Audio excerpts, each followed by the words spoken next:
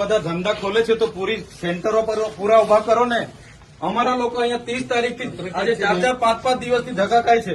કેમ તમને ખબર નથી પડતી? પણ આપણે દરરોજ કરીએ છીએ. દરરોજ કરો. સરકારને તમે કહો ભાઈ અહીંયા કેન્દ્ર નથી ચાલતા, એ સરકારને વાત કરો.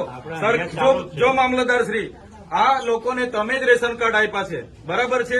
સરકારે જ રેશન કાર્ડ આપ્યા છે, તેને કેવાયસી કરવાના 2 મહિનાથી આ લોકો ધક્કા ખાય છે. આધાર કાર્ડ આપણે જ આપ્યા છે, સરકારને કહો આપણે જ આપ્યા છે, તેને અપડેટ કરાવવાની શું જરૂર પડી ગઈ છે?